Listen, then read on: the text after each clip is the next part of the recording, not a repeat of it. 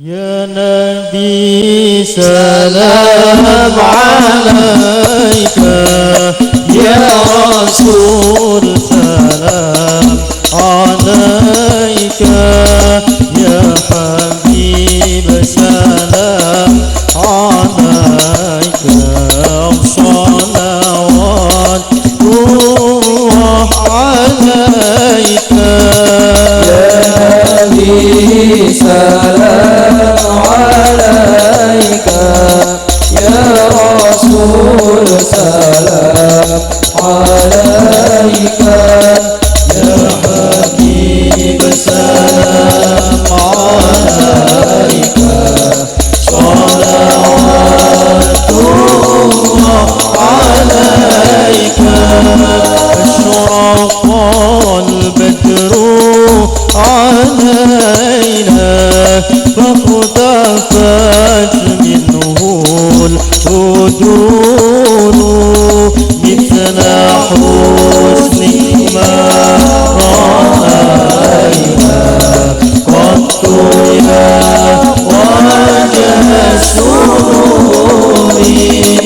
يا نبي سلام عليك، يا رسول سلام عليك، يا حبيب سلام عليك، صلوات الله عليك.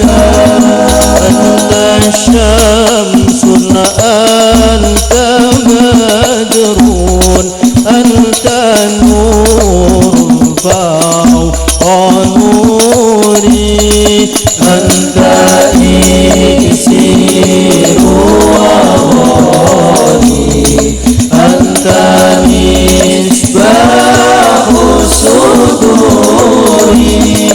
يا نبي سلام عليك، يا رسول سلام عليك، يا حبيب سلام عليك، صلوات الله عليك. يا حبيبي يا محمد، يا عروس الخفيقين، يا مؤيد ممجد، يا إمام القبلتين. يا نبي سلام عليك، يا رسول سلام عليك، يا حبيب سلام عليك، صلوات الله عليك. يا نبي سلام عليك، يا رسول سلام عليك، يا حبيب سلام عليك. الله الله صلوات الله عليك. يا نبي سلام عليك، يا رسول سلام عليك، يا حبيب سلام عليك. الله الله صلوات الله عليك.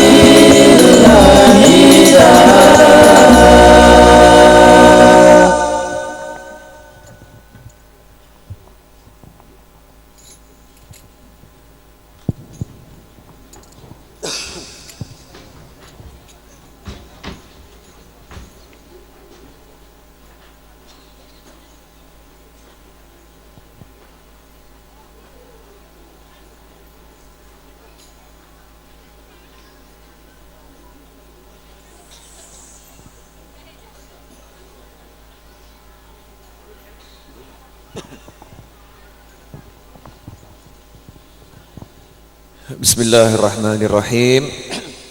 Alhamdulillahi rabbil alamin. Allahumma salli wa sallim ala Sayyidina Muhammadin miftahi babi rahmatillah adada ma fi ilmillah salatan wa salaman daimaini bidawami mulkillah wa ala alihi wa sahbihi. Allahumma salli ala Sayyidina Muhammadin salatan taftahu biha lana futuhal arifin wa tufaqihuna biha fid din wa ala alihi wa sahbihi. Assalamu alaikum warahmatullahi wabarakatuh.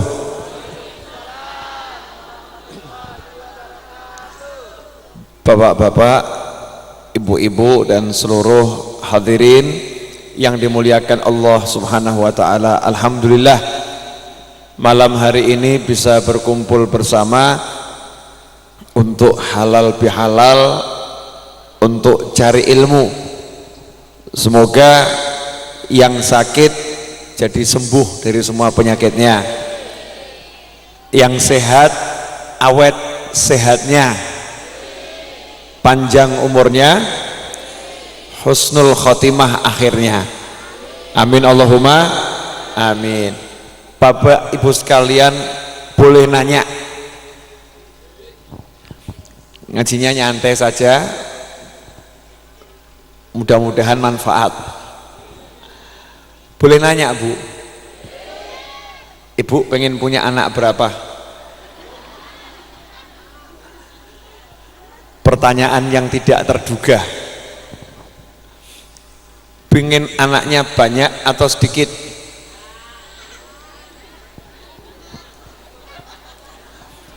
Bu, pengen anaknya banyak atau sedikit? Bapak-bapak pengen punya anak banyak atau sedikit? Bapak pengen banyak, ibu pengen karena itu ikuti program pemerintah, 2 anak tapi istrinya 4, jadi anaknya adalah, sehingga keinginan bapak tercapai, program pemerintah semua menjadi damai. Betul ibu-ibu? Ibu-ibu kok terus jadi senyum-senyum kecut? Mohon maaf saya nanya, pengen anak berapa? Ini kaitannya begini, kita ini kalau hidup pengen punya duit banyak atau duit sedikit? Duit banyak. Pengen rumah yang kecil atau yang besar? Besar. Sekarang saya mau nanya, duit sama anak mahal mana? Mahal anak. Berarti kalau duit pengen banyak, anak pengen? Mestinya anak pengen banyak, karena itu orang Jawa bilang. Saya lebih percaya orang Jawa ketimbang orang-orang pinter zaman sekarang. Betul? Saya nggak ngomong orang pinter zaman dulu ya, orang pinter zaman sekarang. Sebab orang pinter banyak zaman sekarang ini tidak sedikit yang kelihatannya pinter tapi aslinya bodoh. Kelihatannya pinter tapi aslinya bodoh. Tapi orang dulu kebalikannya, kelihatannya bodoh tapi aslinya pinter. Jenengan pilih yang mana? Yang kelihatannya pinter tapi aslinya bodoh, apa yang kelihatannya bodoh tapi aslinya pinter? Kelihatannya bodoh tapi aslinya. Tapi sekarang banyak yang kelihatannya bodoh aslinya juga. Lah kita termasuk yang mana ini? Termasuk yang kelihatannya bodoh aslinya pinter, atau kelihatannya pinter aslinya bodoh, atau kelihatannya bodoh memang aslinya bodoh? Wallahu a'lam. Nanti kita lihat yang mana. Orang Jawa itu bilang banyak anak banyak. Dan jenengan kalau rezekinya sedikit berarti sebabnya anaknya cuman. Jadi kalau pengen rezekinya banyak, anaknya yang kok bisa Bib banyak anak banyak rezeki. Oh, secara ilmu zahir jelas punya anak 5, 1 jadi tukang tambal ban. Lu misal 1 tukang tambal ban, yang 1 jadi orang jual bakso cilok ya, yang 1 buka warung sate, yang 1 keliling jadi pedagang asongan, yang 1 pengangguran. Sukses atau enggak sukses? Nanti dulu. Ternyata 5 anaknya solihah semua, soleh dan solihah. Yang jual bakso, yang jual pedagang asongan, datang ngadep ibunya. Keempat anak yang kerja ini ngadep kepada bapaknya, Pak, Bu, mohon maaf bulan ini nggak bisa ngasih banyak-banyak, saya cuma bisa titip 500, saya titip 400, saya titip 300. Yang 1 bilang saya titip 1 juta. Nanya orang tuanya pensiun atau enggak pensiun? Pensiun, duduk manis pensiun. Sepurone yang bagian sound system, saya lebih suka aturan yang tadi. Yang tadi pertama lebih bagus, kecilkan dikit saja, sebab suara saya nanti tiba-tiba menggelegar keras, storen dia. Makasih banyak. Jadi 4 itu semua setor uang. Orang tuanya pensiun atau enggak pensiun? Pensiun. Lah yang 1 triplenya kurangi dikit boleh. Yang 1 pengangguran. Manfaatnya di mana? Ngadep orang tuanya, Pak, Bu, sepurone saya nggak bisa ngasih apa-apa, tapi jenengan mau kemana-mana biar saya yang nganter, saya yang ngancani. Enak atau enggak enak? Enak atau enggak enak? Oke, katanya pengangguran tapi bapaknya kemana diantar, ibunya kemana diantar, ditunggu. Kira-kira hidupnya bahagia atau enggak bahagia? Bahagia. Lah sekarang anak cuman 1 atau anak cuman 2, dua-duanya di Hongkong juga. Alhamdulillah duit dikirim, dikirim. Anaknya solihah ya kan, uang dikirim, tapi ya tetap gelo toh, kok orang sing ngancani aku, betul ya? Karena anaknya cuma 2. Lah karena anaknya 4, 3 kerja entah di Jakarta entah di mana, yang 1 di rumah mau nemenin, itu ada kebahagiaan tersendiri. Makanya jenengan kalau punya anak minta anak yang, setuju ibu-ibu? Lo mikir toh, mikir.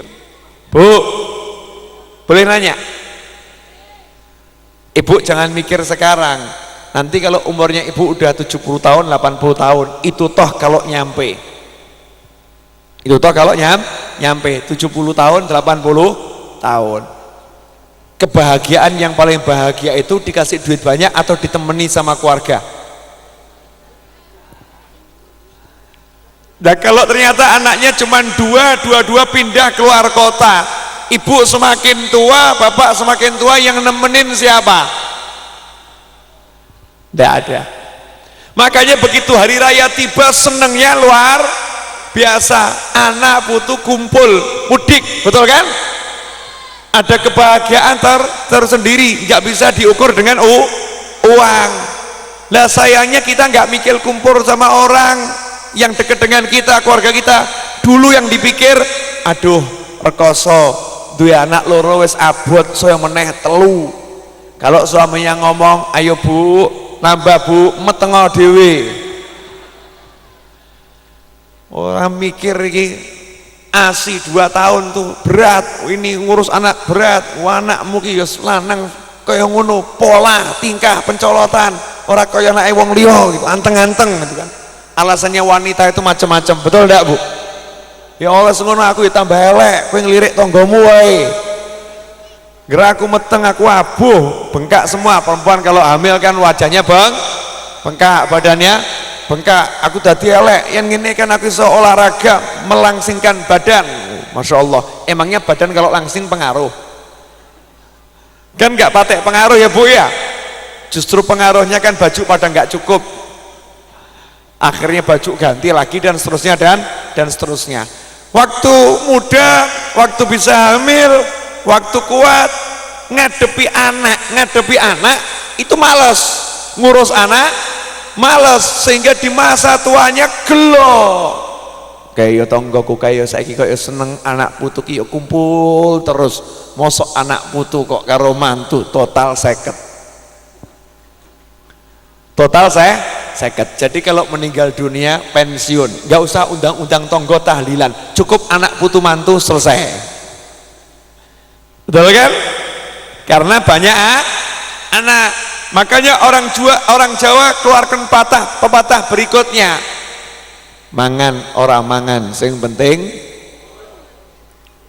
betul ya, mangan ora mangan sing penting kumpul. Jadi yang paling penting adalah kumpul anak, kumpul putu, kumpul dulur, kakak, adik, ponaan, nak dulur, kumpul itu lebih menyenangkan daripada punya duit. Mangan orang mangan maksudnya punya duit, gak punya duit, yang penting bisa kumpul. Lah timbang duitnya akeh, urip dewe mati yo dewe, kan repot.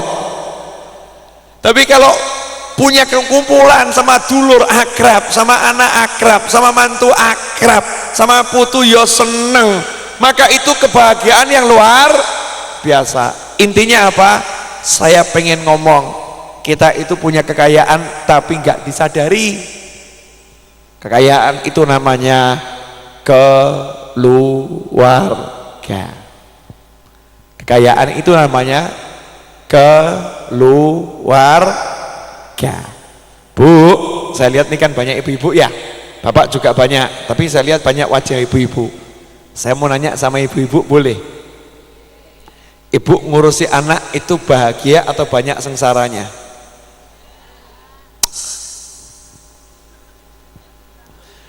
Jujur, bahagia atau banyak anyelnya?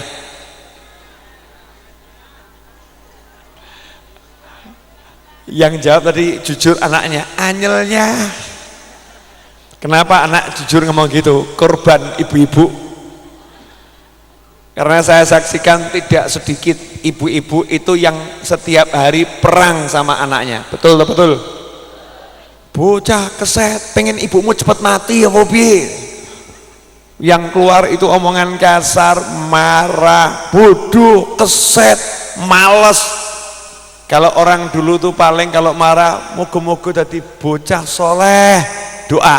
Tapi orang sekarang itu kalau ngomong sama anaknya, bodoh awakmu ki. Jadi bapak ibunya yang bodoh-bodohkan, sehingga anaknya bodoh betul. Kalau orang dulu marah lain, malah ya pinter. Makanya kalau ditanya gimana anakmu, doanya bocahnya pinter banget, maksudnya beling banget, kan begitu. Tapi ngomongnya pinter banget. Kalau sekarang bagaimana? Waduh, ganyang pol. Anak saya itu, kata orang itu ganyang luar biasa. Ibu-ibunya gak sabar ngadepi anaknya. Mohon maaf, padahal itu nanti kalau kita semakin tua, yang kita butuhkan bukan duit, anak kita yang kita butuhkan. Betul ya? Anak kita yang kita butuhkan. Makanya ada satu pepatah, man ahmal auladahu fi sugharih, siapa yang suka mengabaikan anak-anaknya di masa kecilnya, nanti di masa tuanya dia akan diabaikan oleh anak-anaknya. Bu, dengarkan ya Bu. Ibu kalau pengen nanti tua disayang-sayang anak kalau kecil ibu sayang-sayang. Ibu sayang. Coba lihat tuh Kanjeng Nabi Muhammad sallallahu alaihi wasallam. Kanjeng Nabi itu manusia super sibuk. Sebelum lihat Kanjeng Nabi, coba kita lihat hidup kita sehari-hari. Ibu punya kudung, punya baju, punya kan? Sayang enggak sama kudung sama bajunya? Sayang toh? Ibu sama bajunya hati-hati atau enggak hati-hati? Kalau bajunya kesiram kopi, gelo atau enggak gelo? Bajunya kok kena paku, sobek, gelo atau enggak gelo? Gelo. Bajunya kotor terus dicuci, betul kan? Bau, dijadikan wangi, benar seperti itu. Coba sekarang kalau anaknya ibu itu sobek, ibu gelo atau enggak gelo? Anaknya robek, gelo atau enggak gelo? gelo ngapusi. Nyatanya tiap hari anaknya dibanting, anaknya dijotosi, anaknya dikeplai, anaknya ditusuk-tusuk. Enggak mungkin beb, enggak mungkin kiai, enggak mungkin ustaz. Saya buktikan, sesungguhnya ibu pilih mana, dijiwit suami atau dimaki-maki suami? Kalau suruh milih, dijiwit itu kan sakit ya, sakit. Terus dimaki-maki sakit atau enggak sakit? Ya, kalau dijiwit sakitnya di mana? Nah, kalau dimaki-maki sakitnya di mana? Kalau dimaki-maki sakitnya di sini. Ya dimaki-maki di paido ya. Sama suami itu loro hati, sakit. Di hati itu sakitnya luar biasa. Dijiwit mungkin nggak nangis, tapi kalau dimaki suami bisa di kamar itu bantal basah itu. Pegel, mangkel, anyel jadi satu. Bayangkan anak dimaki sama ibunya, dasar bodoh, ngeruti mbok wae awakmu ki. Ya, itu kalau denger yang ngucap memang saenaknya dewi cul, tapi yang denger plek bek kok tega ya ibuku ya.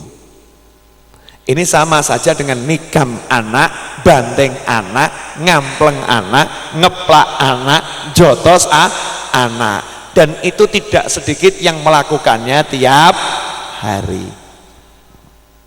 Cari duit biar laku barang di tokonya. Masya Allah, rajin tiap hari, capek, susah, berpeluh keringat, dilakoni. Pernah jenengan marah sama toko? Dasar toko, gawe aku mumet, enggak kan? Enggak marah. Padahal toko itu paling ngasih duit. Anak yang akan ngasih kita nanti macam-macam, bukan cuma dunia sampai akhirat. Kenapa kok enggak kita sabari? Sementara kerjaan kita yang hasilnya enggak seberapa, kita mampu sabar. Sampai di sini jelas dulu. Saya tadi belum lihat jam. Sudah saatnya jam dilihat. Sekarang jam 22:13. Insya Allah saya ceramah sudah 10 menit. Itu yang ngatur di komputer rekodnya betul 10 menit? Kurang berapa detik? Berapa? Ada rekodnya kan? Mulai 1 menit. Oh iya, semenjak Anda melihatnya. Berarti 9 menit yang lalu mungkin lagi rotok ngelamun Bu. Sudah nikah Mas? Belum lah itu. Jangan-jangan melamunkan yang akan dinikah. Siap nikah Mas? Oh siap. Pengen anak banyak atau dikit? 2 saja. Nyantai Bu, yang ngaji itu nggak harus wah, itu khutbah Jumat. Kalau khutbah Jumat itu harus yang lain diem, khotibnya yang berbicara. Terus bicaranya khotib itu jangan seperti khotib-khotib kebanyakan khutbah Jumat itu salah cara bicaranya. Kenapa? Garai ngantuk sing ngrungokke. Makanya kalau khutbah Jumat itu gentak dengar dikit hadirin, tangi kabeh. Jangan hadirin yang dimuliakan Allah. Saya wasiatkan diri saya dan semuanya untuk bertakwa. Ngantuk. Walaupun isinya yaitu ya rodok banter suaranya, agak banter untuk ngusir setan-setan ngantuk sehingga yang hadir tidak tidur. Coba lihat Kanjeng Nabi Muhammad sallallahu alaihi wasallam. Kanjeng Nabi, beliau itu manusia super sibuk, tapi lihat bagaimana hubungannya dengan anaknya, bagaimana hubungannya dengan cucunya. Nabi itu kalau dengan Sayyidina Hasan dan Husain, Rasulullah itu ya guyon ya gojek. Coba bayangkan, pernah Kanjeng Nabi sholat sujudnya lama sekali. Selesai sholat ditanya sama makmum, yaitu para sahabat, karena sahabat bingung, jangan-jangan Rasul ini lagi sakit kok sujudnya lama, atau jangan-jangan tadi waktu sujud malaikat Jibril datang ngasih wahyu. Maka nanya Kanjeng Nabi, apakah terjadi sesuatu tadi dalam sholat yang membuat dirimu itu mengalami yang tidak menyenangkan, atau datang malaikat ngasih wahyu? Oh enggak ada apa-apa, sehat, bagus saja. Lah kok sujudnya tadi ada yang lama sekali, kenapa? cucu saya waktu sujud, cucu saya itu main-main naik ke punggung saya, gak tega saya singkirkan. Jadi saya tunggu sampai naiknya itu puas, udah turun, baru saya duduk. Allahu Akbar. Coba, ini biasa atau luar biasa? Luar biasa atau? Ngajeni putunya. Putunya itu disenengkan biar puas naik di atas punggung kakeknya. Nah sekarang orang tua baru kedatangan Pak Camat, anaknya keluar diusir. Pak Camat datang atau mungkin Pak Bupati datang, cucunya di luar lari-lari, wah buat heboh di ruang tamu ya kan, mungkin nyampar gelas dan lain sebagainya, cucunya dimarahi, ini ngerti tidak lagi ada tamu, ngamuk sepurone ingkang kata bupati itu masa jabatan maksimal 10 tahun, presiden masa jabatan maksimal 10 tahun. Kalau presiden atau bupati datang ke rumah jenengan kok sampai menyebabkan jenengan mengusir anak atau cucu, usir saja itu bupatinya. Kalau saya jadi putunya saya protes, mana yang lebih penting, saya atau dia?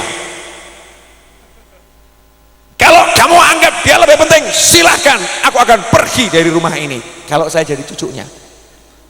Atau titenono somben gede tak guntak gunti yang aku duwe tamu. Maukah diperlakukan seperti itu? Enggak. Makanya Kanjeng Nabi SAW ngajari kita, sholat saja cucunya yang dianggap mengganggu, itu beliau nikmati, itu bukan mengganggu, lagi cinta sama kakeknya, pengen main sama kakeknya. Kenapa toh kok banyak orang tua merasa diganggu anaknya, kakek merasa diganggu cucunya?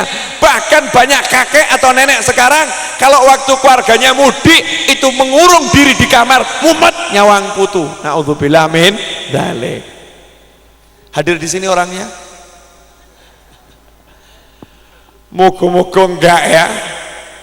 Itu karena senang maka anak itu pola tingkah berusaha ngajak main. Lah masa anak lagi senang sama bapaknya, anaknya kecil kemudian duduk dengan rapi, misal seperti ini, misal oh Pak saya senang sama bapak, medeni tambahan ya. Masa anak kecil duduk serius, saya senang sama bapak, kan medeni. Lah anak kecil tuh kalau menyatakan senang ya caranya lari, mencolot, teriak. Kalau jenengan pengen asyik ya bengok bareng, wah ajib. Beb, ada dalilnya? Ada dalilnya, ada. Kanjeng Nabi Muhammad SAW lihat cucunya lari-lari di pinggir jalan, oh namanya cucunya Nabi yo anak-anak yo pelayon, lari. Makanya kalau anak jenengan itu nggak suka lari-lari berarti nggak mirip cucu Nabi, nggak mirip cucu Nabi. Cucu Nabi pelayon, lari, main-main di pinggir jalan. Nabi Muhammad SAW waktu lihat cucunya lari-lari, beliau ini sama sahabat lagi ada keperluan, perjalanan pergi ke rumah seseorang, perlu penting. Nabi ngomong sama sahabatku silahkan kalian jalan duluan. Nah terus Kanjeng Nabi ngapa? Beliau ikut lari, ya. Cucunya dikejar, wah luput, gak kena cucu lari sana dikejar, wah luput. Coba kalau zaman sekarang ada kiai begitu, dianggap waras atau enggak waras? Yang enggak waras yang anggap, yang enggak waras yang anggap, betul kan ya? Nah, orang waras kok dianggap tidak waras. Memang cucu itu sukanya lari. Lah kakeknya pengen menyenangkan cucunya, jangan mandeko, ojo pelayon, ayo ligiran kene, ayo bubuk, ojo pada awakmu sing meh mati Pak, serak kuat Melayu kan begitu ya. Berusaha jadi seperti mereka, yo lari, ya pencolotan, akhirnya udah puas lari-larinya sama Kanjeng Nabi ditubruk beneran. Wah, kepegang nih kalian sekarang. Didoakan, kemudian Rasul melanjutkan perjalanan. Asik atau enggak asik? Pertanyaan, kapan terakhir ibu main-main dengan anaknya? Anaknya mencolot di sawang terus gitu kan ya? Begitu piar langsung diapakan Bu?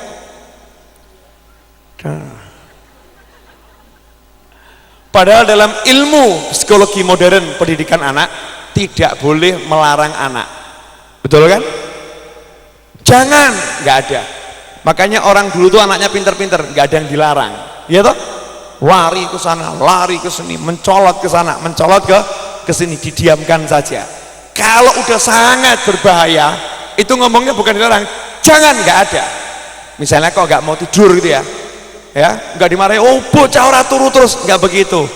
Anak soleh solihah itu kalau jam segini bubuk, enak ya.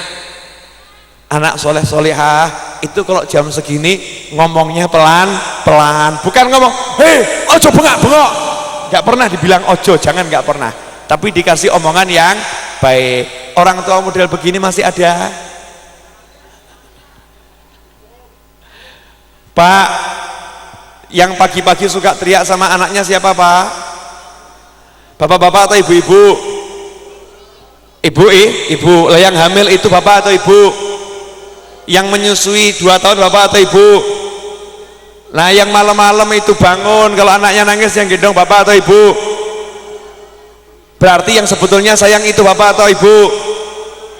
Tapi yang benci sama anak bapak atau ibu? Ibu. Makanya bapak itu sampai nggak mentolo kalau lihat anak itu dimaki-maki oleh orang tuanya. Ustaz, bocah, iki bocah, kan suka mengingatkan seperti itu ya Pak ya. Oh nggih itu. Ini penting, anak itu segala-galanya. Makanya Nabi Ibrahim itu tenanan, Robbi habli minas solihin. Lu kurang apa pangkatnya? Nabi Ibrahim itu kan dapat pangkat yang luar biasa, Khalilullah. Lawang api, kalau kita kebakaran itu kan dipadamkan pakai air, betul ya?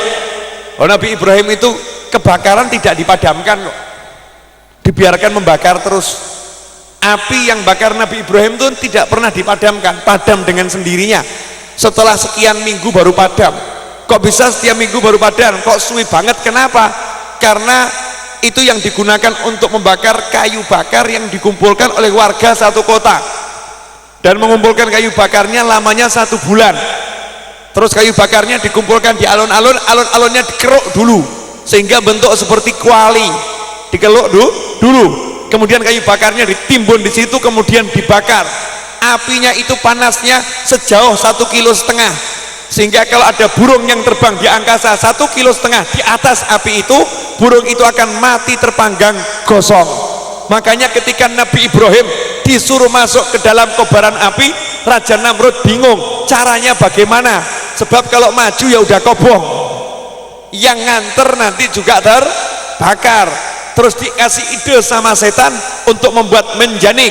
Menjanik itu alat pelontar, pelontar. Ide itu dikembangkan oleh setan sampai zaman sekarang menjadi bom nuklir, menjadi rudal dan lain sebagainya, menjadi pistol dan lain sebagainya. Asalnya menjanik, dilemparkan. Ketika dilemparkan masuk ke dalam api, itu bukan seminggu, lebih dari 2 minggu di dalam api. Sama Allah apinya nggak dipadamkan, tapi Nabi Ibrahim nggak kobong. Lah kenapa? Apinya sama Allah disuruh jadi api yang baik. Api, kamu jadilah api yang dingin dan menyelamatkan ya, khusus buat Nabi Ibrahim. Jadi kayunya tetap kobong. Coba kalau Allah bilang wahai api, jadilah kamu jadi api yang dingin dan menyelamatkan, titik. Maka kita akan ngerokok, itu repot Pak bagi perokok. Nggak ada yang bisa, nggak ngobong, nggak bisa terbakar karena sudah kena perintah dari Allah. Api itu nurutnya sama Allah. Khusus Allah mengatakan buat Nabi Ibrahim, sehingga api itu untuk kayu ya tetap panas, Nabi Ibrahim tidak terbakar. Dalam kondisi yang udah hebat seperti itu, Nabi Ibrahim yang diminta cuma satu kok, Robbi habli minas solihin. Ya Allah, karunia aku anak keturunan yang masuk dalam kelompok orang-orang soleh. Bu, mohon maaf ya saya ngomong begini ya, saya pengen datang jauh-jauh ke sini, itu nanti pulang yang ngomong dapat manfaat, yang dengar juga dapat manfaat. Alhamdulillah Bapak Ibu kan insya Allah punya keluarga, punya anak, insya Allah punya anak. Itu kekayaan yang lebih dari harta, semua orang sepakat. Cuman yang jadi masalah, sudah disadari belum? Kudung dirawat, emas dirawat, Gucci dirawat, motor dirawat, mobil dirawat, anak Allah. Kalau mobil dilihat tiap hari, dibersih-bersihkan, diserviskan motor. Kapan servis anak terakhir, Bu? Loh, ini loh, mikirkan anak seperti mikirkan mobil aja kita belum. Mikirkan anak seperti mikirkan motor kita belum. Apalagi memberdayakan anak itu belum. Saya ingat betul, kira-kira 5 hari yang lalu saya ceramah di Purwokerto. Saya mampir ke rumahnya seorang bapak teman saya, bapak-bapak gitu, ibunya sakit, umurnya 89 tahun. Ibunya umurnya 89 tahun. Matanya udah nggak bisa melihat lagi, telinganya udah pendengarannya sangat lemah, sehingga kalau ngomong harus kita teriak ke telinganya. Bu. Tapi yang menarik, ibu tadi tegas zikirnya, sholawatnya, ngajinya, Masya Allah, hebat. Nah, ketika ketemu saya itu mengucapkan satu kalimat yang tidak terduga buat saya.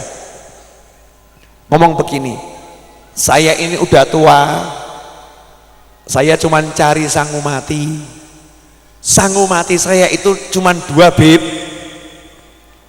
Sangu mati saya cuman 2. Loh, berarti 2 ini banyak atau dikit nih? Sangu mati 2 ini banyak atau dikit? Dikit ya? Dikit. Bukan berarti beliau nggak punya sangu yang lain, tapi yang masuk hatinya, yang diandalkan cuman 2. Sangu mati saya itu cuman 2, anak sama sholawat. Anak sama sholawat. Sepurone ingkang kathah. Mungkin banyak yang nganggep sholat duha sangu mati, betul? Mungkin banyak yang menganggap baca surat Yasin, baca Al-Quran khatam sangu mati, betul? Mungkin banyak yang menganggap zikir, entah itu tasbih, tahmid, takbir, itu sangu mati, betul? Mohon maaf, betul semua itu sangu mati, tapi juga akan mati dengan matinya jenengan. Betul loh? Jenengan tiap malam tahajud, begitu jenengan meninggal dunia tahajudnya hilang. Ya, setiap duha jenengan meninggal dunia, duhanya juga hilang. Berarti sangunya mandek, sangunya mandek. Lah sangu mati yang nggak mandek itu apa? Anak nomor 1. Anak itu nggak mandek ila yaumil kiamah. Jenengan punya anak, anak jenengan punya anak, putu jenengan punya anak, ya kan?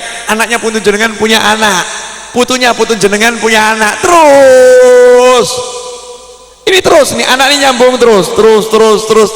Bayangkan kalau anak kita, cucu kita, putu ini ya cicit ke bawah, itu semua orang yang sholat, orang yang ngaji, orang yang zikir, orang yang sodakoh, orang yang baik. Maka di kuburan kita pensiun, karena ganjarannya anak, putunya putu, dan putunya putu terus ke bawah, itu ditransfer langsung ke kakeknya, ke neneknya. Betul.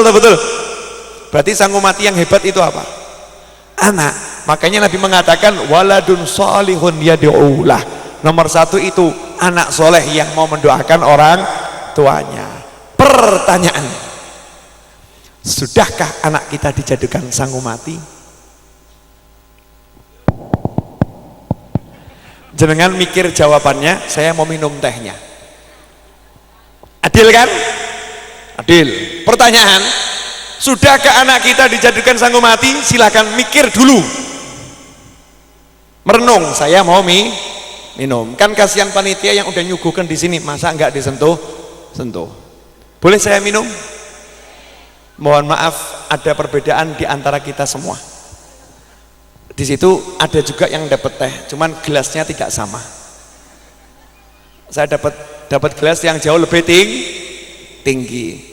Ya karena memang saya ngomongnya jauh lebih banyak. Alhamdulillah. Allah itu maha mendengar doa. Saya sengaja tadi tidak mau istirahat dulu di rumah. pilih istirahat tadi di mobil. Kenapa gitu kan? Karena saya dari pagi saya jadi sopir nyupiri Pak Lek saya, tilik Pak Lek saya di Jogja. Kemudian tilik lagi anaknya mantunya Kiai teman saya di Jogja. Terus tilik murid saya di Solo. Itu nyupir terus. Ya, sore itu baru masuk rumah. Ngurusi macam-macam, kemudian ba'dal maghrib berangkat ke sini. Sampai sini saya pengen rebahan dulu bentar. Kalau rebahannya dekat dengan panggung, mesti saya nggak bisa rebahan. Kenapa? Son itu pasti banter kan begitu ya. Kalau saya turun dari mobil masuk rumah, nggak mungkin saya bisa rebahan. Kenapa? Pakai mesti saya nemoni yang punya rumah. Tapi kalau di mobil kan penak, mau bagaimanapun yang mau deketin nggak bisa. Kenapa? Pintunya tertutup. Ya. Dari luar juga tidak kelihatan. Biar saya tugasnya bisa maksimal, bisa ngajar dengan tenaga yang full, jangan tenaganya setengah. Terus saya batin tadi begitu selesai siap ceramah, saya minum air batin. Ini kalau ada teh panas enak. Kalau ada teh panas enak ya. Mugo-mugo nanti ada teh panas. Cuman mau minta tuh pakai mau minta apa? Pakai mogo-mogo ada teh panas. Makanya jangan minta sama manusia. Manusia tuh nganyelkan. Kadang kita minta teh panas keluarnya kopi, minta kopi keluarnya air. Tapi kalau minta sama Allah tuh penak. Ya, minta sama Allah penak. Saya nggak bilang minta teh panas 1 cangkir 1 gelas. Allah ngasihnya sejimbeng nih, gede nih. Ya dikasih sama Allah. Makanya kalau udah dikasih sama Allah ya dinikmati. Lan jenengan minta anak sama Allah, barang dikasih anak disia-siakan.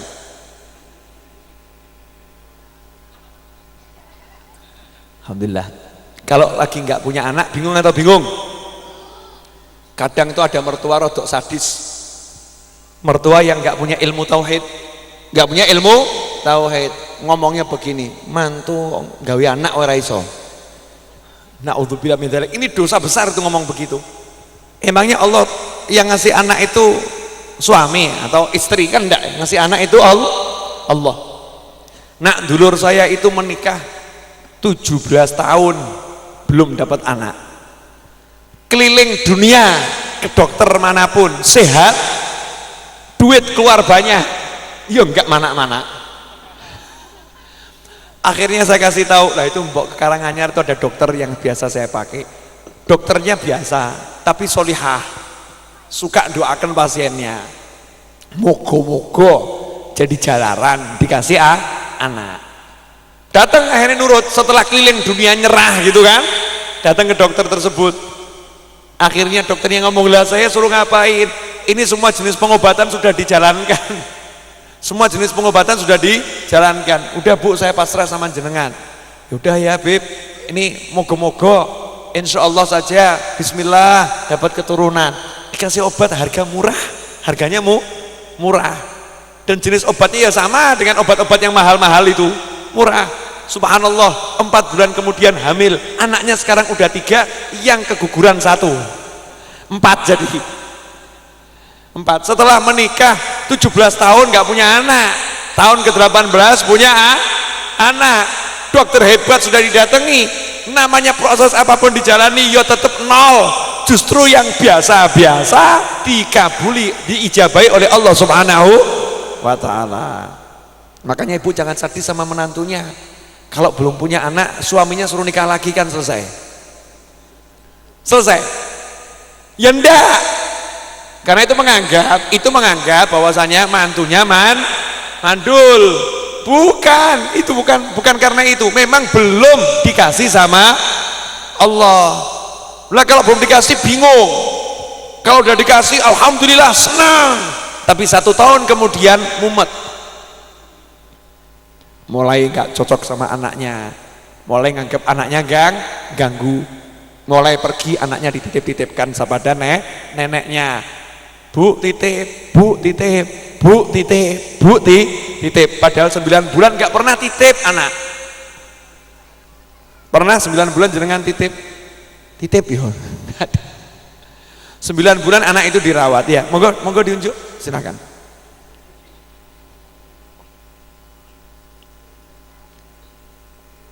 Tadi saya waktu lihat jam itu jam 10:13 menit tadi ya. Sekarang jam 10:36 menit. Kalau dianggap saya mulai ceramah jam 10:06 menit gitu aja ya, berarti saya udah ceramah 30 menit. Sudah setengah jam. Jenengan diceramai setengah jam kroso?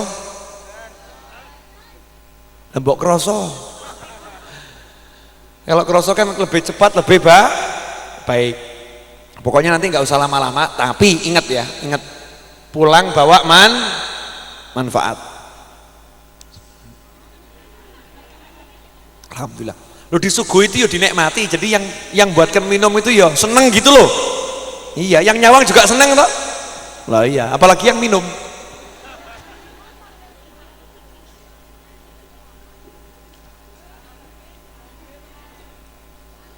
Alhamdulillah. Mau saya habiskan, kesian panitia. Biasanya kalau habis langsung dijoki soalnya. Jadi lebih baik jangan dihabiskan dulu. Jadi panitia nggak perlu ngejoki. Lanjutkan ya. Urusan keluarga. Pokoknya ini urusan keluarga. Mulai dari anak dulu. Mohon maaf. Sangu mati adalah anak. Ustadz Yusuf Mansur itu ibunya pesen Yusuf. Ya, Jam'an namanya Ustadz Yusuf Mansur itu Jam'an Nurul Khotib. Jam'an yang buat ibu bangga itu bukan kamu punya duit banyak, kamu punya jabatan tinggi, bukan itu. Yang buat ibu bangga kalau nanti ibu meninggal dunia, dan ibu beliau udah meninggal dunia, Allah yarhamha. Kalau ibu meninggal dunia terus ibu ngadep Allah, terus ditanya sama Allah, hambaku kamu ngadep saya sangunya apa? Bawa apa? Maka ibunya Ustadz Yusuf Mansur bilang, ibu pengen nanti bisa jawab begini, ya Allah, hamba perempuanmu ini nggak bawa apa-apa, cuman bawa anak yang hafal Al-Quran, mantu hafal Al-Quran, cucu hafal Al-Quran. Saya mau nanya, itu kira-kira bawa sesuatu atau nggak bawa? Bawa. Yang dibawa besar atau kecil tuh? Besar. Kok bisa besar? Bagaimana? Satu anak yang hafal Al-Quran, seketika orang tuanya kepalanya dikasih mahkota dari Allah Subhanahu wa Ta'ala. Dan anak itu yang hafal Al-Quran oleh Allah diberi izin untuk menyelamatkan 10 anggota keluarganya yang sudah wajib masuk neraka. Kok adiknya udah catatannya penghuni neraka, kok kakaknya catatannya penghuni neraka? Nah, di keluarga itu kok ada satu anak yang hafal Al-Quran. Anak ini diizinkan sama Allah, tulungono kang masmu, tulungono mbak yumu, tulungono adimu. Bapak ibunya nggak usah ditulungi, udah langsung Allah yang bekerja, Allah yang bertindak. Kepalanya dikasih mahkota alias selamat. Berarti kalau punya anak hafal Al-Quran ini sangu yang biasa atau yang luar biasa? Sayangnya kita nggak mikir itu. Yang dipikirkan kecil, ayo bisa mau coba hurung A, B, C, D, E, F, G, itu yang ditekankan. Jarang orang tua, ayo alif, ba, ta, ta, jim, ha, kho, jarang. Betul? Bener enggak ini? Coba orang tua yang nyimak anaknya baca surat Al-Fatihah. Kapan terakhir menyimak anak baca surat Al-Fatihah? Kok diam semua, kenapa? Anak diajari ngaji, anak diajari sholat, anak diajari zikir, anak diajari cara masuk kamar mandi, keluar kamar mandi, ajaran-ajaran Nabi. Itu jadi sangu mati yang abadi. Karena nanti anak itu kalau besar punya anak akan melanjutkan ilmunya. Dulu nenekmu ngajari ibu tuh begini, bapakmu nih dulu diajari oleh kakekmu begini. Makanya kalau ada orang meninggal, ya nak yo ditahlilkan, jangan ikut-ikut yang nggak mau tahlilan. Dulu bapak ngajari begini, dulu ibu juga mengajari bapakmu itu seperti ini, hormati orang tua dan seterusnya diajarkan. Nah yang di kuburan ya pensiun, Bagaimana tidak, di sebuah riwayat diceritakan ada bapak-bapak meninggal disiksa di kuburnya 3 tahun menjalani siksa kubur, tiba-tiba siksa kubur dihentikan. Maka si bapak ini nanya, malaikat kok mandek nyeksanya kenapa? Maksudnya itu bingung, ini berhenti sementara atau selamanya gitu kan? Nanya, kenapa kok mandek nyeksanya?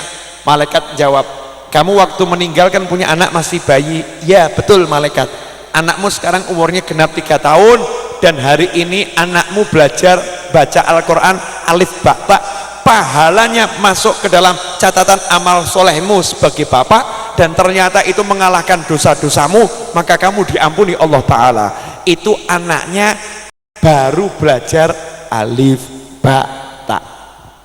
Nah kalau anaknya hafal juz amma kira-kira bagaimana ya? Anaknya hafal Yasin kira-kira bagaimana? Alangkah indahnya kalau ulang tahun itu anak meluk dari belakang, Bu selamat ulang tahun ya Bu ya, ini aku nggak bisa ngasih hadiah apa-apa tapi aku mau ngasih ibu hadiah hafal juz amma, kira-kira senang atau nggak senang? Senangnya luar biasa. Pertanyaan, sudahkah anak kita kelola seperti itu? Belum. Jujur, sudah atau belum? Belum. Yang dipikir gimana caranya jadi dokter, caranya jadi insinyur, betul? Gimana caranya jadi orang hebat? Saya kasih tahu, boleh saya kasih tahu? Silakan anaknya jadi dokter, silakan anaknya jadi insinyur. Tapi yang terhebat tuh kalau anaknya jadi kiai. Sepurone engkang kathah. Presiden kalau pusing yang didatangi siapa? Betul? Orang kaya kalau udah sakit yang didatangi siapa? Ke dokter sih ke dokter, betul kan ya? Tapi terus yang diharapkan dokternya atau kiainya? Ulama, yai, tolong doakan saya. Suruhan anaknya, suruhan mantunya, datang itu, Mbah Yai Fulan, jaluk no dongo, betul kan ya? Yang didatangi siapa? Kiai. Kalau orang udah pusing, dagang nggak laku-laku, yang didatangi siapa? Yai, tolong Yai, warung saya sepi, yang didatangi siapa? Kiai. Polisi bingung, Pak Kapolres bingung, kok masyarakat ini panas suhunya, emosinya, yang didatengin siapa? Yai, tolong Yai doakan biar masyarakat itu jadi tenang dan tolong kasih nasihat-nasihat yang menenteramkan. Yang didatangi Kiai. Berarti itu semua adalah doa yang buruk. Dikatakan doa orang tua sempurna ingkang kathah. Kalau kita bicara anak nggak lepas dari orang tua. Siapa di sini yang nggak punya orang tua, coba angkat tangan. Nggak ada toh. Semua punya orang tua. Saya setiap ceramah pasti bahas ini. Kalau tidak dalam ceramah yang kajiannya di doa, nggak pernah luput tentang orang tua. Mohon maaf, yang namanya orang amal sehebat apapun itu tidak akan sukses kalau tidak dapat restu dari orang tua. Contoh, ada satu anak muda rajin dakwah, ceramah 40, 50, 60, 100 hari lah ceramah terus. Pulang ke rumah ibunya ngomong, nak tolong antarkan ibu ke rumah Pak Le. Sepele toh? Sepele ya? Antarkan ibu ke rumah Pak Le. Anaknya jawab, kesel Bu, saya mau tidur dulu. Ibunya gelo atau enggak gelo? Gelo. Itu ganjaran ceramah 100 hari entek, habis ludes karena ibunya gelo. Kok bisa begitu? Ya karena Allah yang ngomong, ridhallah fi ridhal walidain wa sukhtullah fi sukhtil walidain. Ridhonya Allah tergantung ridhonya orang tua, bencinya Allah tergantung bencinya orang tua. Man asbaha murdiyan li wa muskhitan li walidayh fa ana anhu sakhit wa man asbaha murdiyan li wa muskhitan li walidayh fa ana anhu radin. Dikatakan oleh Allah dalam hadits qudsi, atau kama qala Allah taala fi hadits qudsi, man asbaha, siapa yang pagi-pagi kata Allah bisa buat aku senang, kata Allah bisa buat aku senang. Contoh, malam tahajud, zikir, wirid, baca Al-Quran, subuh berjamaah di masjid, buat Allah senang atau enggak buat Allah senang? buat Allah senang. Pulang ke rumah duha 8 rakaat, Allah senang atau enggak senang? Senang, Allahnya senang. Wa muskhitan liwalidayh, tapi pagi itu dia membuat orang tuanya marah. Contoh ya tadi, nak tolong antarkan ibu ke pasar, ngantuk bu, tinggal tidur. Karena dia merasa udah semalaman ibadah, ngantuk, nggak mau ngantar ke pasar, tinggal tidur. Orang tuanya marah, mendem rasa nggak suka dalam hati. Kata Allah, wa muskhitan liwalidayh, dia buat murka kedua orang tuanya. Fana anhu sakhid, kata Allah, aku ora butuh ibadahnya dia semua aku nggak butuh, aku benci kepada dia. Ganjarannya entek, berubah statusnya, yang tadinya menyenangkan Allah jadi dibenci oleh Allah. Berarti orang tua ini pangkatnya tinggi atau enggak tinggi? Sangat tinggi, sangat tinggi. Nah, termasuk doanya orang tua itu di atas doanya para wali, di atas doanya mukminin wal mukminat. Karena doanya orang tua langsung nembus 7 lapis langit. Dalam riwayat dikatakan, wa in kana kafiron, kalau ada bapak ibu kafir mendoakan anaknya, khusus doanya orang kafir buat anaknya, model apapun diijabahi Allah Ta'ala. Orang tua kafir doakan anaknya kabul. Nah, kira-kira kalau yang muslim bagaimana? Ya super kok, kabul, lebih terkabulkan karena dia muslim. Yang kafir aja dikabulkan, kalau untuk anak apalagi yang muslim. Lah doa itu apa? Nah, ini yang orang nggak ngerti. Doa itu suara hati. Gusti tolong saya, itu namanya doa. Al-lisan turjumanul qalb. Lisan itu kalau baca doa cuman menerjemahkan isi hati. Nah, makanya banyak orang sekarang baca doa tapi tidak berdoa. Lidahnya komat kamit udah baca doa bagus tapi belum berdoa, makanya nggak kabul sebab hatinya nggak ikut minta. Lah ketika ibu jengkel sama anak, bocah kok keset, hatinya jengkel kan, itu muncul dari hati, sehingga Allah ijabai, ya anakmu keset, kabul. Jadi kalau anak jadi nggak beres, itu yang salah siapa? Orang tuanya. Maka bapak ibu kalau punya cucu itu juga anak, cucu itu anak. Makanya kalau bapak ibu insya Allah panjang umur semua anak-anaknya ya. Kok ada cucu kemudian orang tuanya meninggal dunia, yang masih hidup kakeknya, itu anak perempuan, cucu perempuan, orang tuanya meninggal dunia, jadi biasa saja. Ini berarti hatinya udah terlampau kaku, perlu diobatkan ke rumah sakit jiwa. Sebab anak kalau tidur itu kondisi yang paling menyenangkan, Terus silakan anaknya diciumi, ya diciumi. Orang tua sekarang yang menciumi anak menjadi kesenangan atau gimana? Senang. Ya, sudah tiap hari mencium anaknya atau saat-saat tertentu?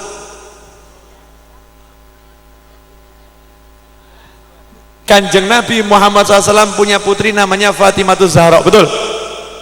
Sayyidah Fatimah itu udah nikah, punya cucu Rasulullah dari Fatimah, namanya Hasan dan Husain. Rasulullah kalau ketemu Sayyidah Fatimah yang udah bersuami ini, kalau Kanjeng Nabi ketemu itu masih cium kening anaknya.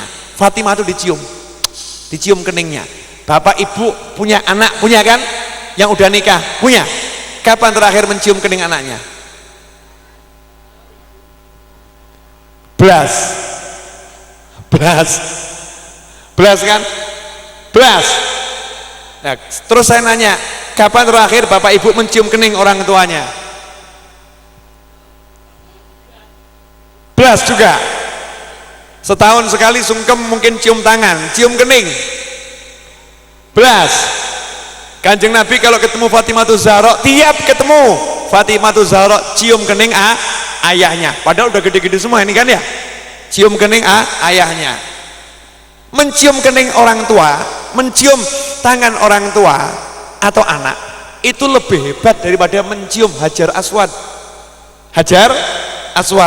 Hajar Aswad itu kita mati-matian kalau lagi umroh atau haji, mati-matian berjuang, bahkan sampai ada yang bayar calo biar bisa cium Hajar Aswad.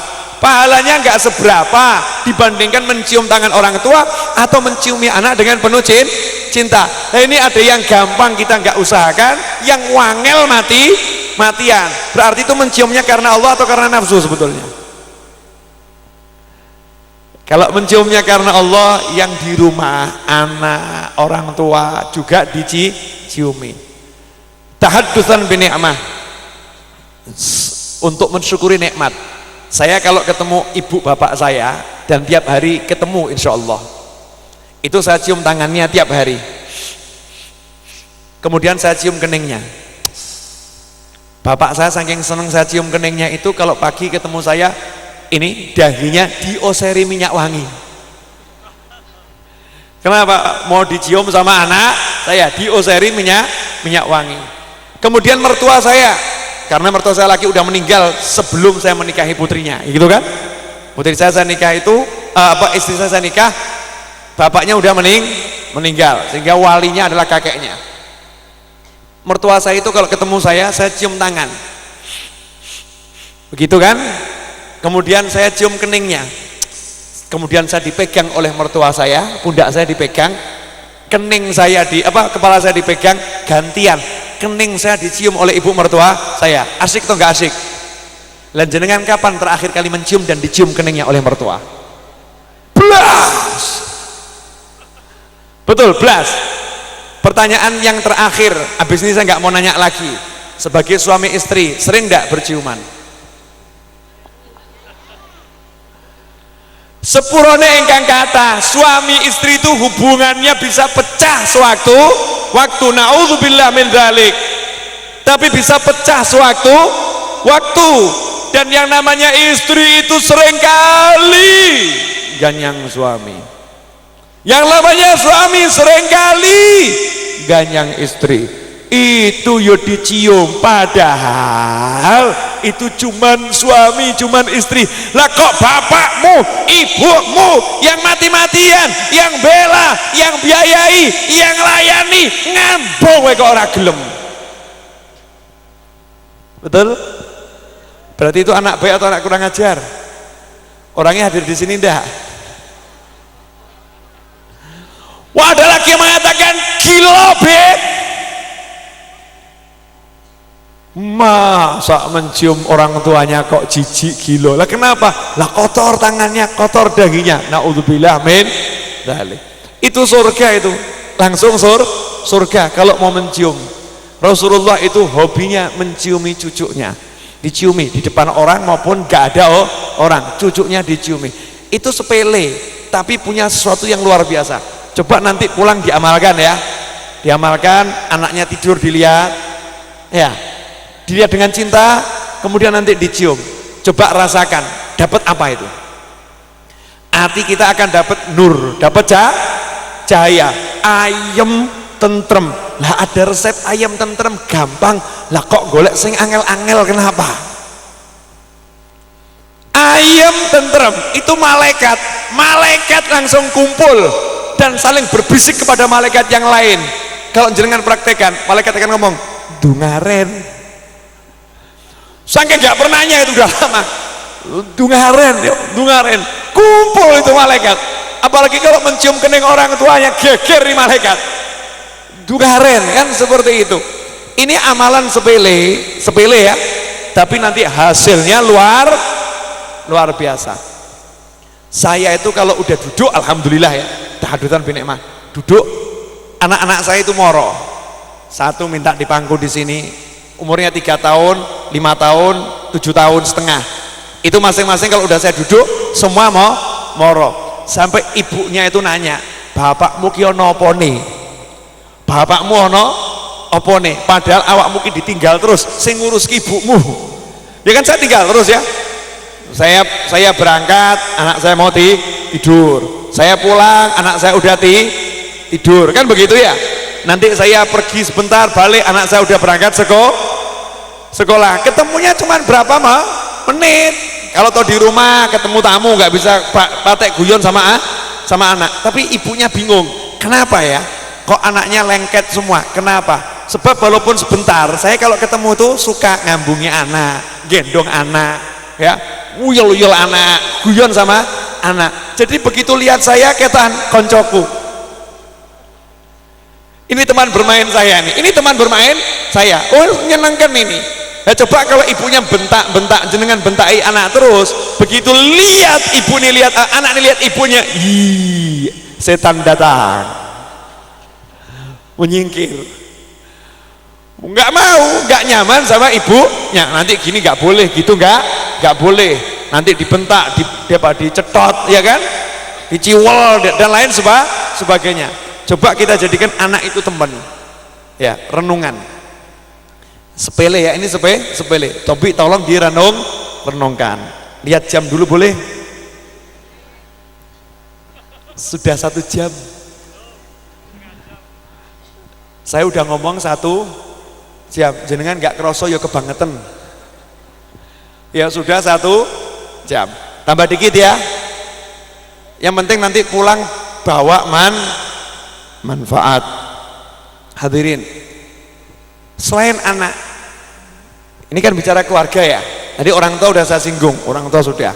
Pasangan hidup, suami istri, suami dan istri. Bu, ibu sering tidak merasa tersakiti? Jujur. Sering. Tersakiti oleh siapa? Suami. Jadi banyak suami yang menyakiti hati ya Bu ya.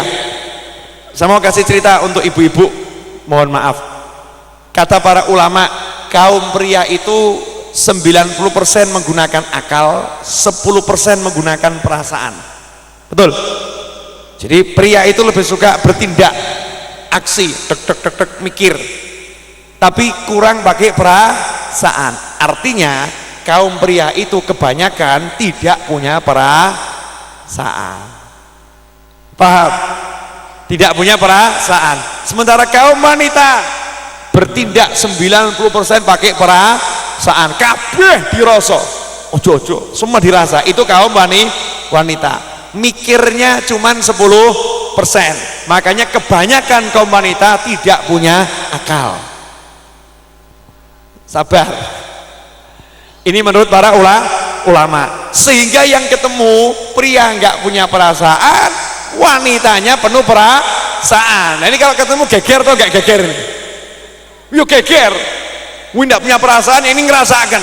Nggak punya perasaan, ngerasakan. Jadinya geger. Maka sudah saatnya kaum pria memakai 10% perasaannya dan kaum wanita memakai 10% akalnya. Jangan semua yang datang dari suami dirasakan, tapi dicerna dengan pikiran. Contoh, ada tamu datang ke rumah saya, minta jadwal pengajian beberapa tahun silam.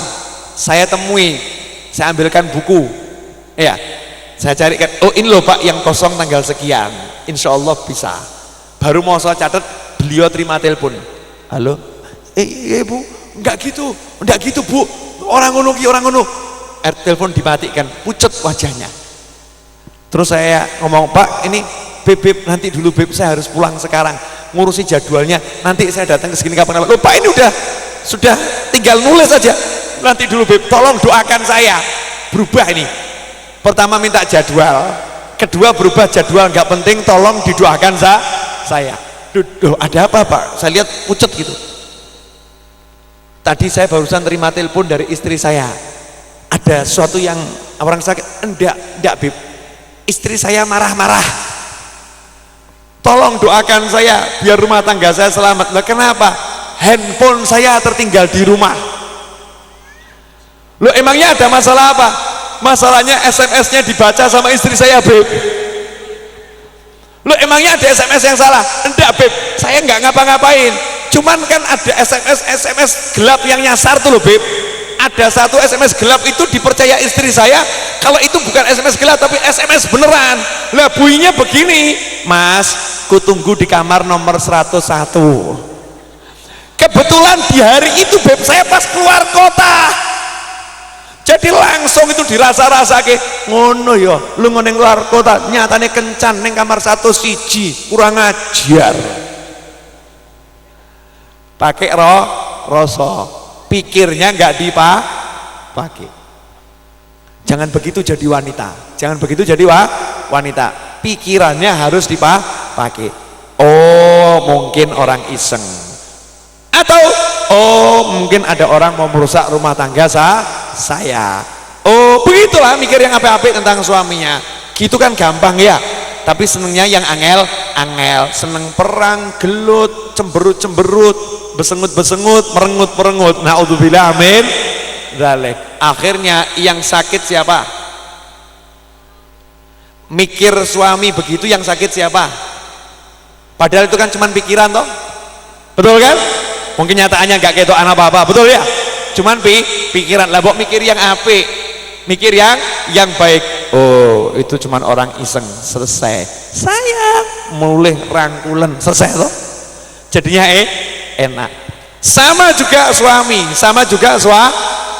suami, lihat istri muring, marah, langsung emosinya muncul. Ya, karena nggak punya perasaan, emosinya muncul. Jadi perempuan bisa cuman marah-marah. Satu hari saya ini cari duit banting tulang, capek, pulang cuman dimarah-marah, dimaki. Akhirnya perempuannya istrinya nggak terima, badu. Sudah di luar capek, di rumah juga capek. Coba kalau perasaannya dipakai, istriku ini kesian ya, ngurusi anak, capek sama anak. Makanya karena capek badannya, capek pikirannya, akhirnya dia itu nggak punya tumpahan, ngamuk ini sebetulnya ini karena kesel ngurusi anak. Betul begitu ibu-ibu? Betul. Terus suaminya mesem, kemudian dilus-lus. Oh iya sepurone, kesel ya tak pijeti, mesti itu seneng istrinya. Betul ya Bu ya? Apakah seperti itu? Tidak. Mohon maaf para suami dan para istri, sehebat apapun sahabat jenengan, kalau jenengan udah geletak sakit, gak mungkin sahabat jenengan ngurusi. Betul. Nanti kalau udah suami geletak sakit, yang jaga siapa? Jadi yo anyel karo bojone, tapi gak tega, mesti gak tega toh Bu? Betul, semangat. Gak tega. Nanti yang ngurusi ya istrinya sendiri. Makanya ini keluarga itu nomor 1, mangan ramangan, sing penting bayinya meninggal. Kenapa? Karena dirangkul sama ibunya kesel, ya kan? Nggak lihat kondisi anaknya, dipikir anaknya tidur, padahal anaknya dikekep nggak bisa napas. Bisa kita bayangkan tuh sampai tujuan seneng atau sedih itu. Sedih, tapi sebetulnya kan niatnya baik, pengen sama anaknya, nunjukkan sama kakek neneknya, ini lo putumu, kan begitu ya. Semangat kekeluargaan luar biasa. Di Malaysia, di Singapura, dimanapun, di Saudi, di Mekah, di Medina, di Mesir, di negara-negara yang dikatakan negara-negara banyak orang Islam di sana, nggak ada yang seperti di Indonesia. Rasa kekeluargaannya sampai Jakarta, Solo naik motor, betul ya? Jakarta Madiun naik motor, cuman pengen ketemu, capek loh naik motor Jakarta Madiun itu, capeknya luar biasa. Naik bis capek karena mesti uyelan, naik pesawat aja capek kok. Proses di bandara itu jadi beribetnya luar biasa, tapi semua dilakoni pengen ketemu dulur. Itu membuktikan kumpul itu harganya mahal dan kumpul itu menyenangkan. Tolong jangan dibuat kumpul itu setahun sekali, paham ya? Jangan dibuat kumpul itu setahun sekali.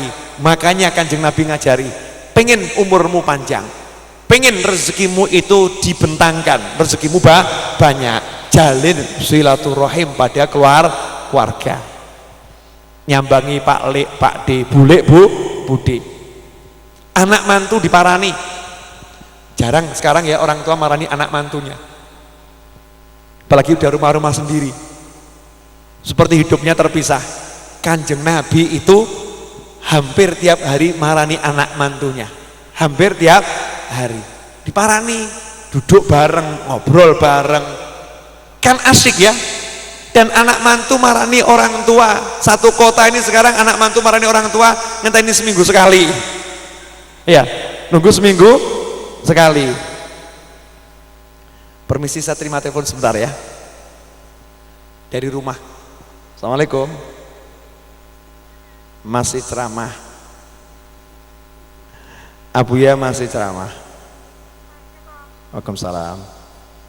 Kan selesai toh, anak saya telepon, saya terima teleponnya, nanya masih apa? Ceramah. Ini umurnya baru 7 tahun. Ya udah, assalamualaikum. Jangan sampai telepon dari anak nggak diterima, berarti dia merasa nggak punya bapak. Betul kan? Betul. Lah, penting mana jenengan sama anak saya buat saya? Penting anak saya. Bentar lagi saya pulang ninggalkan jenengan kok. Saya pulang ketemu anak saya di rumah, daripada diperenguti anak saya kan lebih baik diperengutin jenengan semua, kan begitu. Tapi nyatanya jenengan nggak merengut, ya kan? Nah, ngapain dibuat angel-angel gitu loh, paham ya? Ini kan langsung dipraktekkan sama Allah. Ini bukan saya yang ngatur nih, Allah yang ngatur. Saya belum pernah di tengah-tengah ceramah anak saya telepon, ya baru malam hari ini. Ya baru malam hari ini itu. Berarti apa? Kangen sama bapaknya. Berarti ada yang mau disampaikan sama bapaknya. Dan kasih tahu di mana lagi ceramah. Ya udah, assalamualaikum. Selesai toh. Asyik. Itu karunia buat saya yang luar biasa. Oh, diiling anak kok tambah nesu, ngerti abu ya masuk ceramah, ditelepon-telepon marah, ngawur tuh ya. Ini kan namanya anak ingat sama kita. Yo seneng loh, alhamdulillah anak saya ingat sama saya. Bapaknya golei. Lah kalau enggak golei bapaknya lagi, golei wong liya tambah naudzubillah. Jelas. Ini praktek dari, tapi orang Cina tuh kalau kita lihat kalau dagang lancar, betul ya? Coba diteliti. Orang Cina itu punya rasa persaudaraan yang kuat pada dulurnya dan pada ibunya. Pada dulurnya dan pada ibunya. Persaudaraannya kuat luar biasa. Silaturahimnya kuat, dan terutama sama orang tuanya. Cina ya, sama orang tuanya itu sayang betul. Mesti ngelayani orang tuanya luar biasa. Ya sama Allah digampangkan, karena janji buat orang yang bekti sama orang tua dan orang rajin silaturahim rezekinya lancar ini berlaku secara umum, bukan cuma untuk muslim. Lah kita muslim tambah dapat duit lali bapak ibunya. Bapak ibunya minta utang, ya Pak ya utang. Ditagih lagi. Naudzubillah min dzalik. Dulurnya butuh duit ya. Itu angel ngeluarkan, itu adiknya sendiri butuh duit sampai di ruangnya adiknya minta, mestinya kan nyoh adiknya sendiri kok, kakaknya nyoh mestinya seperti itu. Lah kalau kita bisa begitu hidup tenang, duit akan moro dengan sendirinya, karena yang ngurus adalah Allah Subhanahu wa ta'ala. Dah ya, saya udah ceramah belum?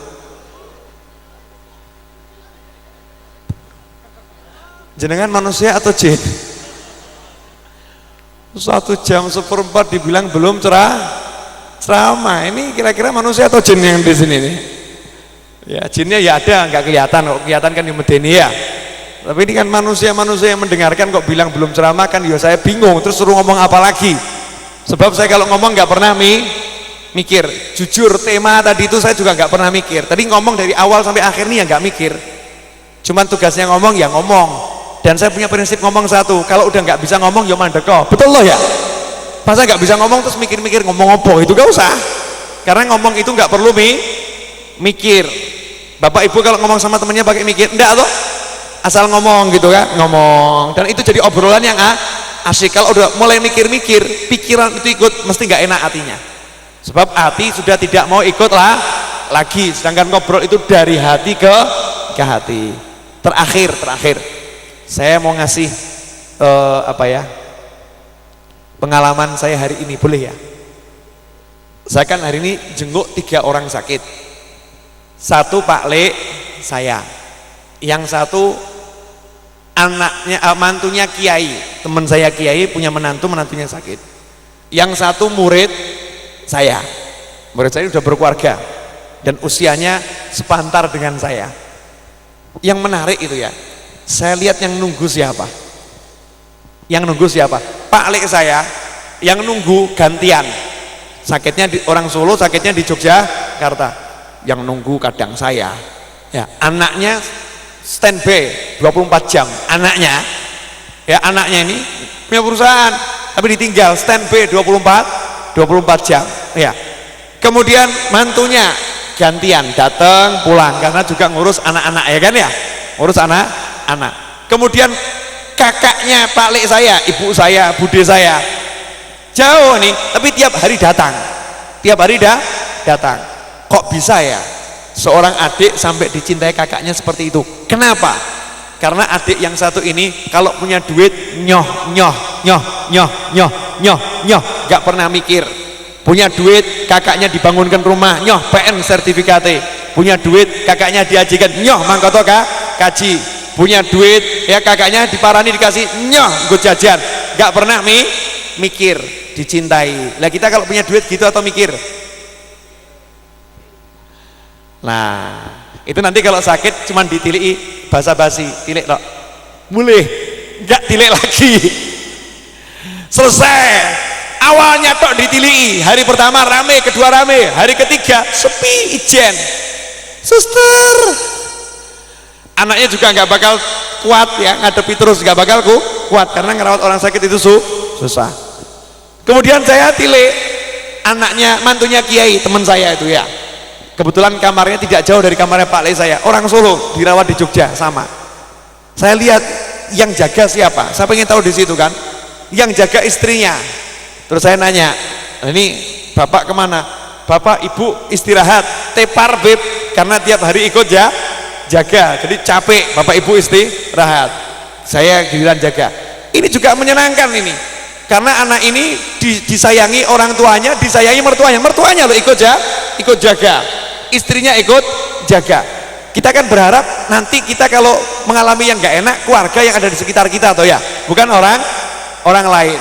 Kemudian saya lihat murid saya ya Pak Agus tuh lagi sakit di Solo, orang Sukoharjo, orang Klaten, sakitnya di Solo dirawat. Itu yang jaga siapa? Saya lihat yang jaga. Kalau yang jaga itu orang lain berarti ini nggak disayang sama keluarganya kan begitu. Tapi kalau yang jaga itu keluarga, ini orang yang dicintai sama keluarga. Saya lihat istrinya nunggu, bapak ibunya nunggu, padahal bapak ibunya udah tua-tua gitu ya, dari Klaten jauh-jauh datang nunggu anaknya dan nunggunya dengan senang gitu. Ini anak yang dicintai oleh keluarga. Nah kira-kira jenengan insya Allah nggak sakit, kalau sakit yang nunggu siapa? Nunggu orang sakit itu kalau sehari masih mungkin oke ya, tapi coba kalau udah mulai rewel, tolong teh, tolong dulan, tolong ini, tolong itu, tolong ya iki lo geger, tolong ini, begitu lama-lama ya akhirnya ditinggal itu. Kalau nggak disayangi betul kan ditinggal. Nah bagaimana caranya biar disayangi? Ya jangan nunggu nanti sakit, sekarang masih sehat. Man lam yarham la yurham, siapa yang tidak menyayangi kata Nabi tidak akan disayangi. Saya cuma minta saya hadirin renung di rumah udah dikasih Allah keluarga, sayangi keluarganya masing-masing. Anaknya disayang, pasangan hidupnya disayang, orang tuanya disayang, buahnya disayang oleh keluarga dan terutama oleh Allah Subhanahu wa Ta'ala. Jelas ya? Udah teh dihabiskan, pengajiannya selesai. Kita doa bersama ya, kita doakan yang sakit sekalian ya, biar ganjaran nanti kalau kita insya Allah kita sehat terus, tapi kalau pas kurang sehat juga biar banyak yang mendoakan. Terima kasih yang buatkan teh, jazakallahu khair.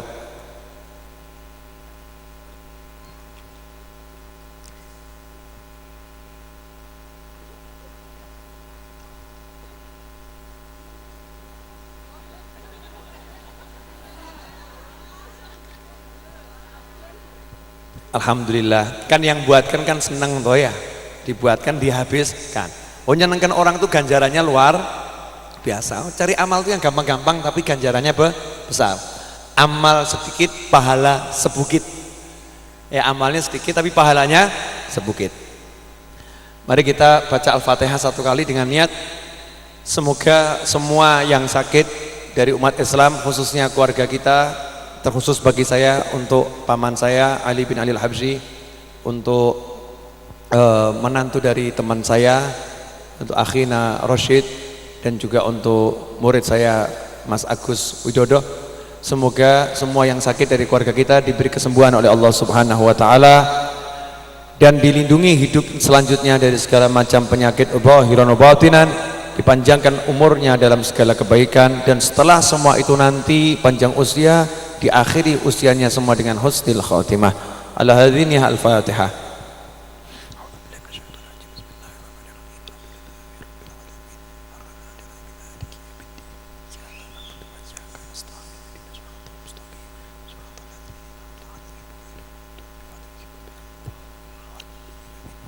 Sebelum saya lanjutkan doa, ada pengumuman dari saya. Mas Edwin, di mana Edwin? Edwin. Ya. Insya Allah hari Rebu malam Kamis di majelis saya di Solo, halal bihalal akbar. Jenengan kalau teman saya yang baik, saya diundang ke sini kan datang. Nah, jenengan saya undang datang juga ya.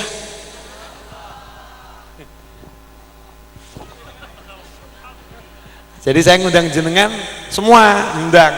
Nanti hari Rebu malam Kamis jam 8 malam sampai jam 10 selesai ya. Jam 10 selesai. Ya kalau nggak bisa semua perwakilan 5 bis gitu loh. Orang itu kalau ngundang kan harus semangat, semangat. Jangan menganggap sudah mungkin ono sing teko, jangan. Harus semangat karena pengen jalin silaturahim. Saya punya permintaan. Yang punya handphone, tolong kirim SMS ke saya,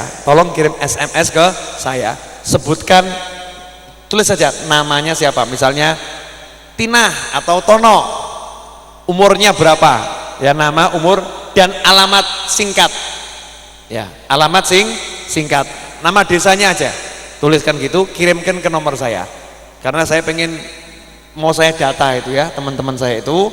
Nanti kalau ada satu hal yang baik saya kirim SMS, kan lumayan ya, ada SMS misalnya nasihat sedikit, atau mungkin ada pas pengajian di mana yang layak dihadiri orang yang banyak gitu kan, bisa diinformasikan sehingga nanti jadi sarana publikasi dan sarana untuk apa ya, menyebar informasi yang manfaat. Nah nomornya silakan dicatat 0819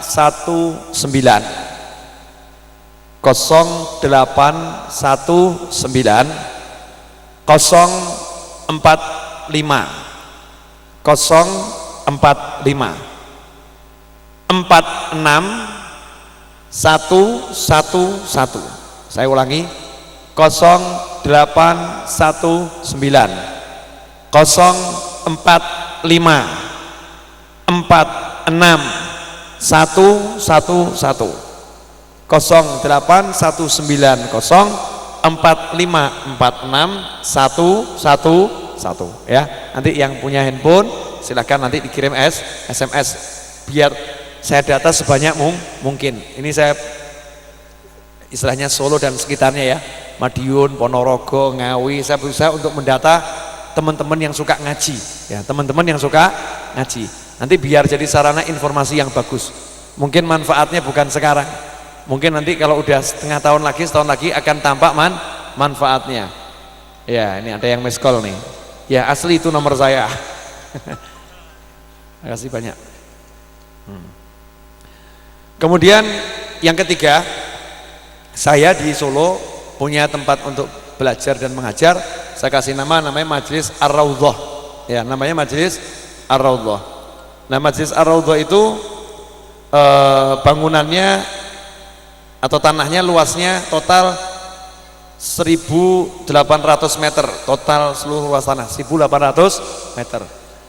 Seluruh tanah itu dan bangunannya, pembangunan masih berlangsung. Saya bangun musola 3 lantai, masing-masing lantai luasnya 400 meter persegi. 3 lantai, masing-masing lantai 400 meter persegi. Tapi itu musola bukan masjid. Artinya wanita yang haid atau yang lagi nifas masuk tidak jadi masalah karena tidak diwakafkan untuk masjid. Hanya saja nanti di mihrab itu ada kecil di tempat sholat, di situ ada granit yang saya niatkan untuk masjid, sehingga yang masuk sana hukumnya sama dengan di dalam masjid. Kenapa saya seperti itu? Karena yang ngaji banyak ibu-ibu juga. Saya nggak mau ibu-ibu nanti pas pengajian alasannya wah lagi haid, akhirnya nggak masuk, nggak hadir pengajian. Biar bebas. Dan juga nanti kalau ada orang yang duduk ngobrol duniawi dalam musola, nggak jadi masalah. Karena zaman sekarang banyak orang di masjid ngobrolkan urusan dunia. Itu urusan dunia kan tidak boleh diobrolkan di dalam masjid gitu kan. Ngobrol sepak bola di dalam masjid ya. Akhirnya kan jadinya dosa nantinya. Nah biar tidak memberatkan orang, maka saya niatkan itu musola. Bagi yang berniat pengen ikut andil di pembangunan musola itu dan pelunasan tanahnya, tolong Mas Edwin, Anda bisa ikut andil dengan tidak rugi secara materi. Soalnya orang kalau nyumbang itu kan tidak mungkin rugi ya, tapi kan uangnya hilang ya, uangnya hilang. Nah saya nggak pengen seperti itu. Anda bisa nyumbang tanpa rugi, artinya uang Anda saya tukari, uangnya saya tukari, tapi pahalanya itu tetap buat Anda semua. Saya buat buku cukup banyak judulnya, tapi yang saya bawa hanya 2 judul. Yang satu berjudul Berjumpa dengan Allah, yang satu berjudul Sehari Bersama Rasul. Buku ini masing-masing harganya satu eksemplar Rp50.000. Dengan Rp50.000 ini uangnya digunakan untuk pelunasan tanah, pembangunan dan kegiatan dakwah. Sementara bukunya jadi milik Anda. Silahkan tidak usah dibaca, disimpan saja, plastiknya jangan dibuka sampai jenengan semua sedo ya, itu tetap manfaat walaupun buku ini nggak dibaca, ganjarannya tetap mengalir karena musola dan tanahnya terus dipakai untuk kegiatan dakwah. Kemudian nanti jenengan sudah meninggal, saya sudah meninggal, setelah panjang umur, buku ini kok ada yang dibuka, cucu buka, dibaca sama cucunya. Jenengan di kuburan tiba-tiba dapat ganjaran kiriman, ya ganjaran kiriman. Nanya sama malaikat, ini ganjaran dari mana? Itu buku yang kamu beli dulu, dibaca sama cucumu, diamalkan. Itu ada pelajaran tentang sholat sunnah fajar, tentang ini. Rabbana hablana min azwajina wa dhurriyyatina qurrata a'yunin waj'alna lil muttaqina imama. Ya Allah, tolong ampuni kami semua. Tolong ampuni kami semua ya Arhamar Rahimin, ya Arhamar Rahimin, ya Arhamar Rahimin. Dan tolong ampuni kedua orang tua kami. Ya Allah, tolong bahagiakan orang tua kami. Tolong muliakan orang tua kami. Tolong senangkan orang tua kami. Tolong sehatkan orang tua kami. Tolong panjangkan umur orang tua kami dalam kebaikan dan ridhamu. Ya Allah, jadikan orang tua kami bahagia dunia, bahagia akhirah. Selamat dunia, selamat akhirah. Tentram dunia, tentram akhirah. Ya Allah, maafkan dosa-dosa kami kepada orang tua kami. Ampuni dosa-dosa kami kepada orang tua kami. Maafkan kekeliruan kami kepada ayah bunda kami. Jadikan orang tua kami ridha kepada kami semua ya Allah. Jadikan orang tua kami semua sayang kepada kami ya Arhamar Rahimin. Ya Rabbi, tolong jadikan putra putri dan seluruh anak cucu kami ila yaumil qiyamah orang-orang yang beragama Islam ya Allah, orang-orang yang bertauhid kepadamu ya Arhamar Rahimin. Tolong bahagiakan anak-anak kami, muliakan anak-anak kami, tentramkan anak-anak kami, sehatkan anak-anak kami ya Arhamar Rahimin. Jadikan anak-anak kami berbakti kepada kami semua selaku orang tuanya. Jadikan kami dan anak kami dapat terus bersama sampai ke surgamu ya Allah. Jangan pisahkan mereka dari kami dan kami dari mereka ya Rabbi. Tolong sembuhkan yang sakit di antara kami.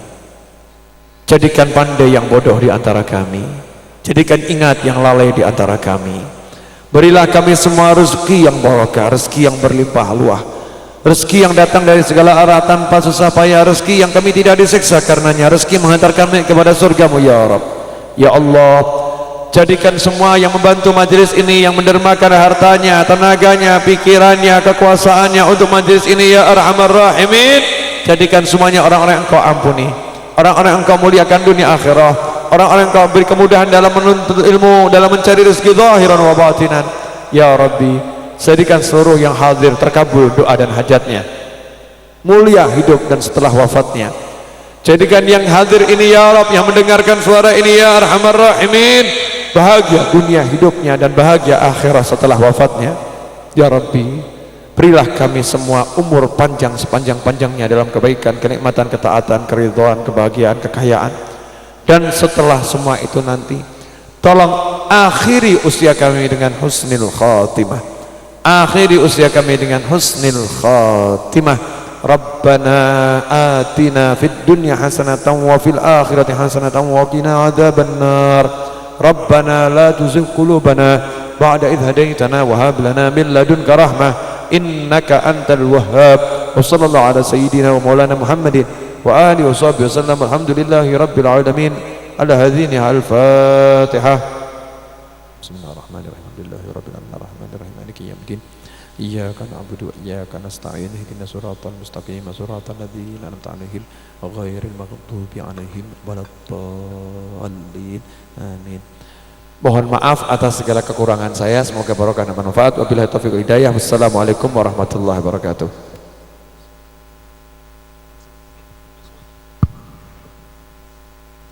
Syukran jazilan kepada beliau kami haturkan. Disuwun Habib beserta rombongan, ugi segenap para tokoh ulama, ugi perangkat desa, dimohon sarasya datang dalam ibun bunyai, keranten wonten ramah tamah datang dalam. Hadirin wal hadirat rahimakumullah, demikian apa yang disampaikan oleh beliau Habib Novel bin Muhammad Al-Idrus. Mudah-mudahan menjadikan ilmu yang bermanfaat fid dini wad dunya wal akhirah, sehingga benar-benar bisa mengarahkan kita menuju terminal terakhir, yaitu sewaktu-waktu kita dipanggil oleh Allah, dipanggil dengan keadaan husnul khatimah. Amin, Allahumma amin. Hadirin wal hadirat rahimakumullah, awalan wa akhiran, di sini kami sebagai muqassimul awqat atas segala kekhilafan mohon maaf yang sebesar-besarnya. Akhirul kalam wal afu minkum. Wassalamualaikum warahmatullahi wabarakatuh.